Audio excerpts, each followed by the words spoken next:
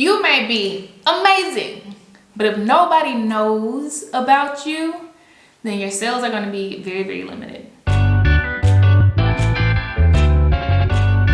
One thing I want you to focus on is increasing your brand awareness. It is not enough for your family members to know about your product because they might not be your target customers, okay? It's not even enough for your friends and for your existing followers to know about your product because not all of them will convert. And if you assume that 1% of them converts, then what, right? You need to increase your brand awareness so that just like Tyler's in a car that see the golden arch can say McDonald's, right? And I want that. You can have many, many people around your state, around the country, around the globe wanting your products as well because of the brand awareness and brand equity that you built into it, okay? So I'll give you a few tips that a branding consultant of mine told me, right? When we first met, he said, Casey, you are so cold, but not enough people know who you are. I needed that. I needed that. He was right. I couldn't get complacent with the few people who knew me telling me, oh yeah, you're at the top of your game and I love this, I will buy it, right? I had to make sure that as many people as possible knew about what I was doing. What does that look like? That looks like showing up on podcasts, speaking at conferences, things of scale, right?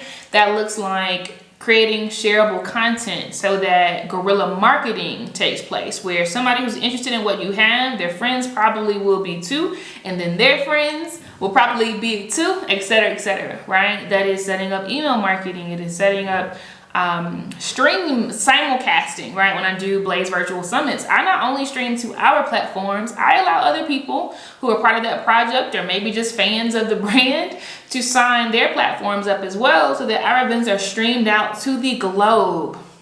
Brand awareness is so important and you need to work on it now. I'll give you another tip and an illustration that my branding consultant gave me at the very onset of my journey. He said, Casey, you know, you go to a vending machine, right? And let's say you see 2 candy bars. One candy bar is wrapped in a Ziploc bag that is transparent, and the other candy bar has a Hershey wrapper on it. Which one are you choosing? I'm like, the Hershey wrapper, all day, of course. And he said, what if I told you that the Ziploc bag has the Hershey wrapper inside of it too?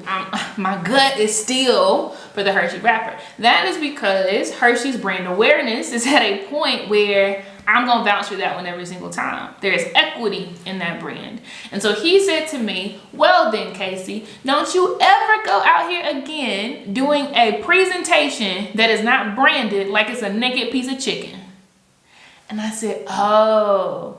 So then I was able to look back on the webinars that I was doing, giving cold information, powerful information, but not necessarily having my brand colors there, not necessarily having the logo there, not necessarily having the aesthetic, the vibe, right, that was there. It was just naked chicken. It was nourishment, right? It could go into your mouth, you know, it provides sustenance, right? But it was naked.